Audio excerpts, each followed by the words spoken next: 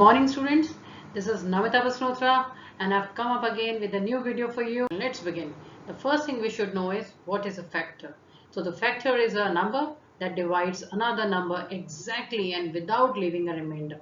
So what does that mean? Let me take an example to show it to you.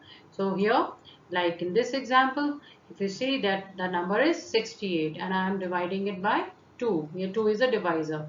So when I divide, what is the remainder? The remainder is clearly a 0.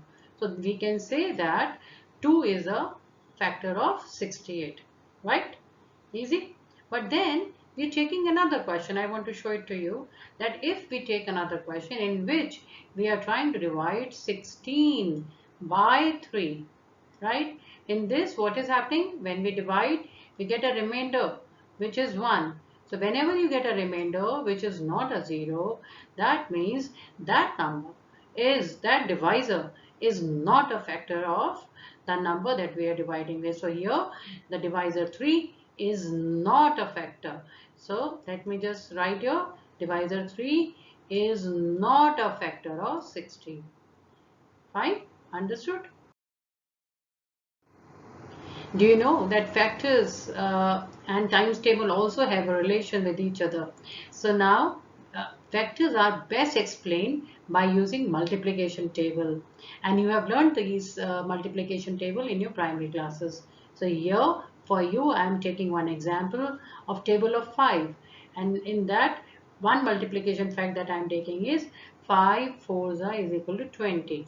So you should know that here when you take a multiplication fact, so on the left hand side I have two numbers, and if you want to be precise you can say these two are the factors of 20. So the moment you say the tables, you get two factors. Here I am getting 5 as the first factor and 2 as the second factor of 20. Fine.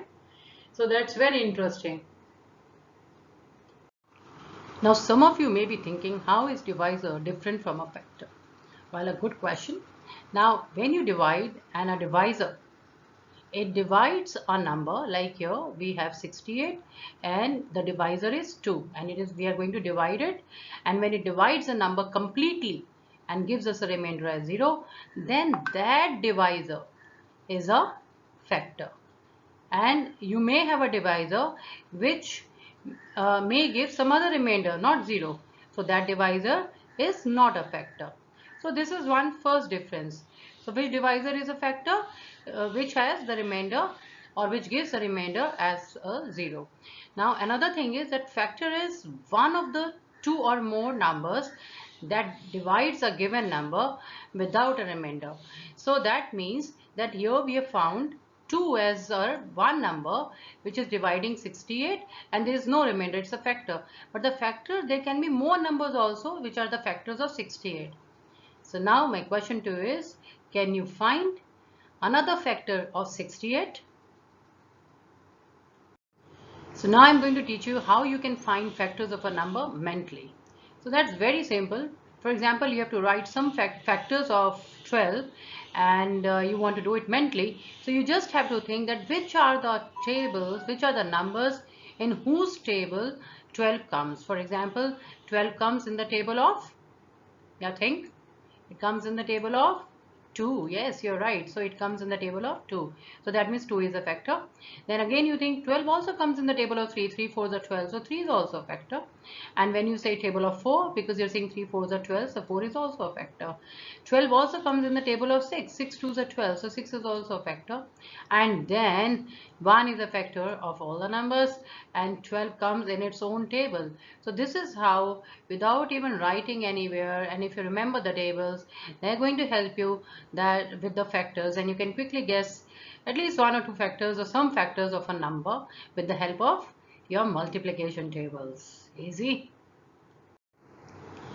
Now let me show you how you will find all the factors of a number, and for this we will be using the rainbow method. Some of you may have heard of this rainbow method, but I will be giving you one very sweet, nice trick in this. Okay, so it's going to help you. Now for example, we have to write all the factors of 12. So in this case, how do you will start?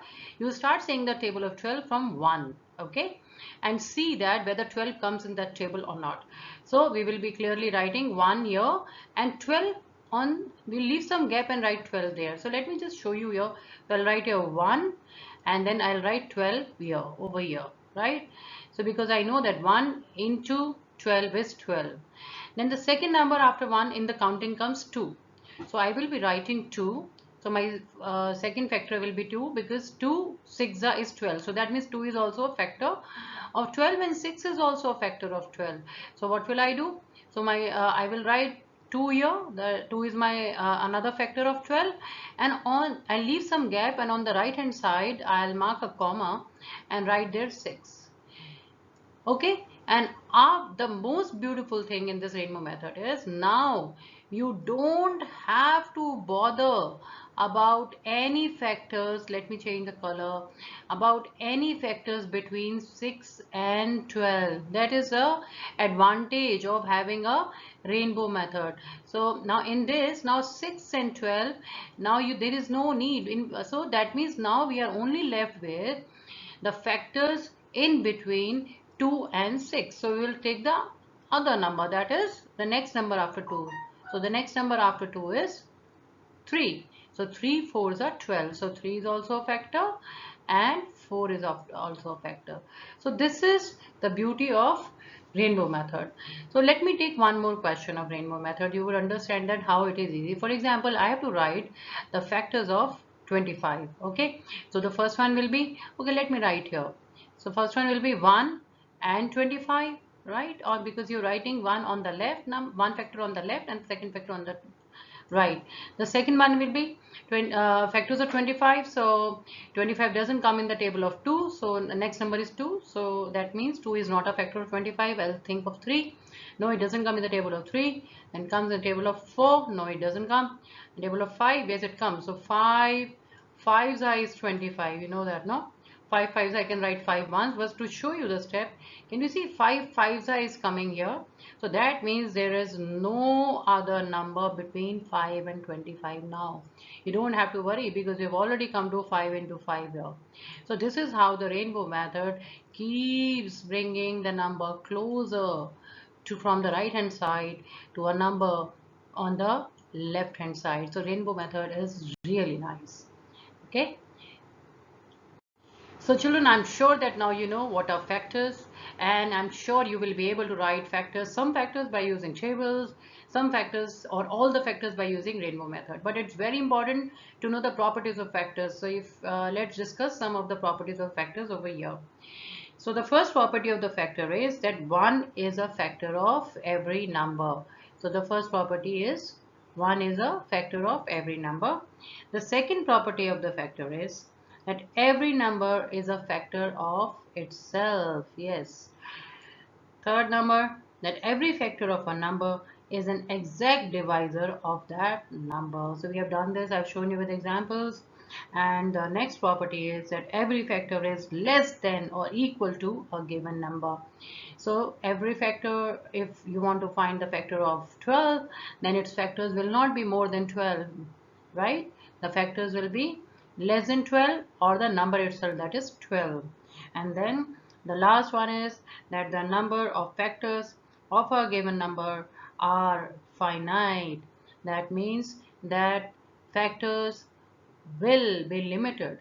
You will be able to write all the factors of a given number. Easy? So children, with this I end my video. This is Namita Vasnotra and I'll be coming up with my more videos. Thank you.